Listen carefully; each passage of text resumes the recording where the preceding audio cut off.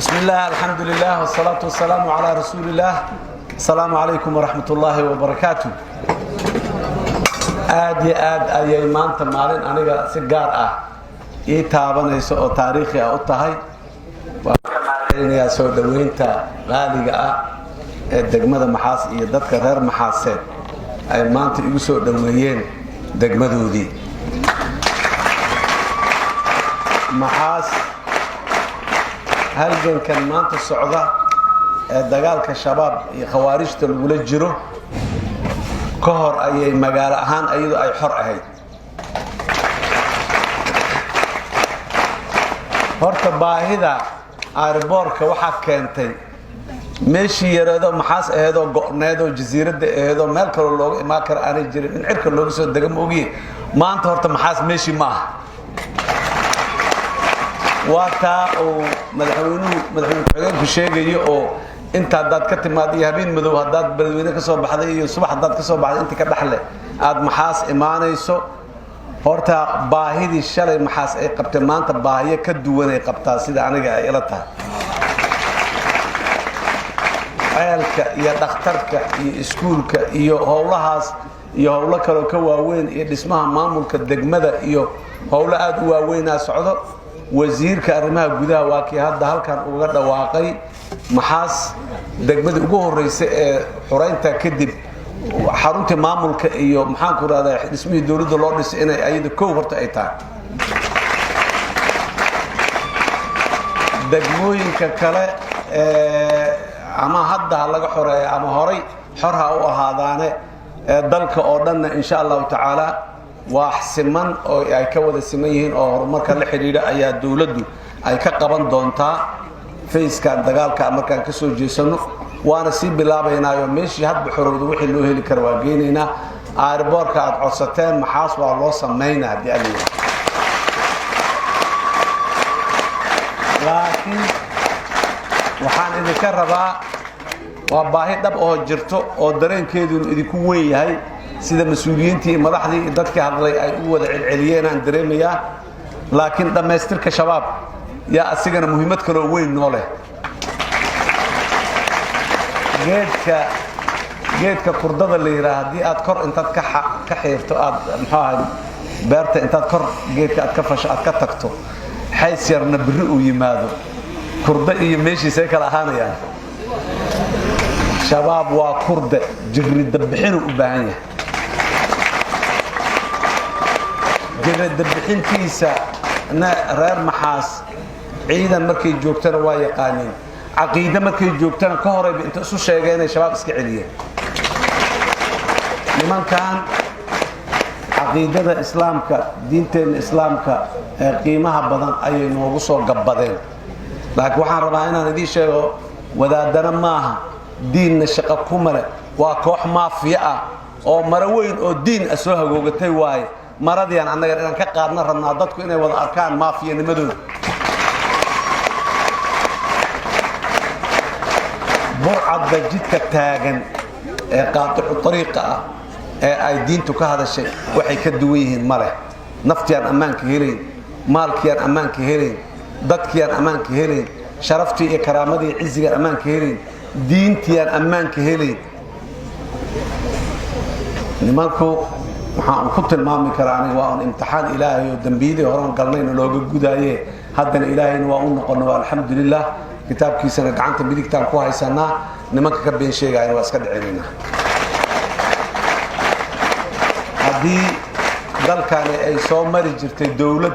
diinta laga ilaaliyo oo ayada diinta laga difaaco waa ka soo gudubna maanta dawlad diinta leh oo horumarinteeda iyo quruxdeeda iyo difaaceeda inay ka ilaaliso waxa oo maxaan ku raayay waxaan khawaarijta ay wataan oo kala banaanka looga soo darsanay aan diinka ahayn dawladda dadka soo dawlad ilaaliso amni u sugto soo u baahan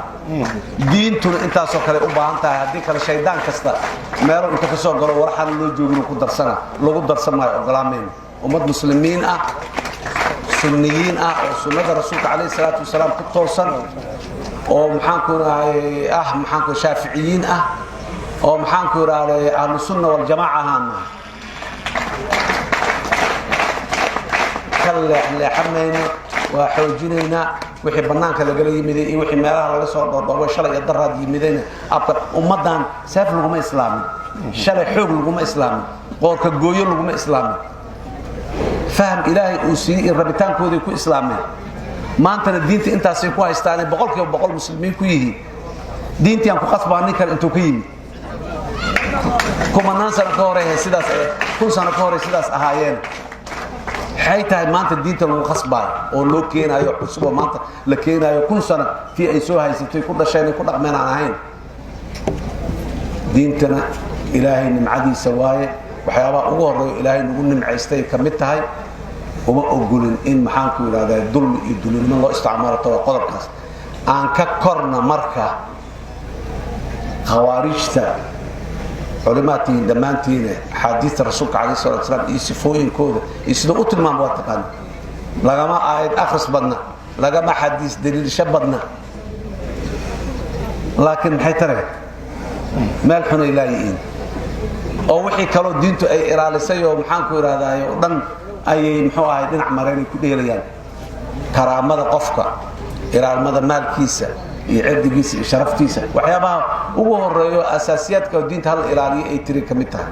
qofka muslimkaana loo baneeyay inuu u dhinto asoo daafacay tiyan maanta marka aan taagana marka nimankaasi saad hore ugu fahamteen waaye faham idinku ma yara inta dhiman waa dhameystirayna dhulkiina waa xoreysateen wiilashiina idin xukumaaya ee xukun kale oo qof kale meel laga soo dhoofiyo laga soo waariday idin imaan maayo kan idin xukumaaya ama gabadha idin xukumaysa waa ka doorateen ka maamulka idin haynaayo waa ka u dhiibateen ma dhacayso in meel kale laga keenay gobol kale Allah ka dhigay xataa iska daaf jamhuuriyad iyo dibad iyo iska daaf waayo marka ilaahay idinkiis dhulku waa xor tarda iyo teedaan maxaan ku yiraahdaa iyo sooman iyo maxaan ku yiraahdaa xagga u bax buuro burta tag aboorey iyo maxaan ku yiraahdaa iyo maxaan ku yiraahdaa mar jalalaqsi muxuu ahaa magaaladeedii tag ceel qoryaale iyo libi geedi faarax iyo maxaan ku yiraahdaa aad bashiir tag meel walba dalkaani maanta waa xor gobolka Hiiraan ilaahay inkiis gobolka Shabeellada Dhexe sidaad aragteen iyo xawligaad aragteen uga socotaa aadan yabaalad intan adika aad ka kulaaleysaan xaggan looga soo socda ka hartay ayadana waa ka bixinaynaa galmudug sidoo kale waad aragteen dhul badan oo galmudug ka tirsan sida ay magaaladan aheedoo kale xoray ahaayeen shabaab mar hore iska saareen culimo sida adika oo kala ah ayaana ka saaray shabaab oo u diiday inay soo caga dhigtaan iyo dadka deegaanka iskaashaday intii aad adikuna samaysay inta dhimanna hadday u taagan yihiin inta dhiman oo inta badan ay ka bixiyeen inta kalena ay u socdaan ayada galmudug oo dhan aadan yabaal iyo xaradheere meesha noo hartay waa ceelbuur iyo galhareeri iyo jacar ayaguna sidoo kale dhulka noo haray waa dhulkeenni annaga iskale dhul reer hebel iyo dhul kale ma waa dhulkeenni annaga ah dadka iskale reer hebelkii aan nahay kuwii deganaayaan nahay kuwii dal ahaan iyo deegaanahay u lahaanayaan nahay shabaabna u deysameyn haddii aan la yiraahdo marka muxuu ahaay meeshaas intaan ka baxna ilaa dhulkan ilaa xeebta la isku furo koonfur galbeed Soomaaliya dowlad goboleedka la yiraahdo dadaalka ka dhacay maalin waa maqsheen haddana dadaalkii ugu weynaayay abaabulkii ugu xoog badnaa ka socdo mar dhow koonfur galbeed oo ayaduna aan shabaab waa la barta hadda intay adikeedu ku qaadatay dadka dhan ku qaadamaysa dadka inta harta ku qaadamaysa diyaaliira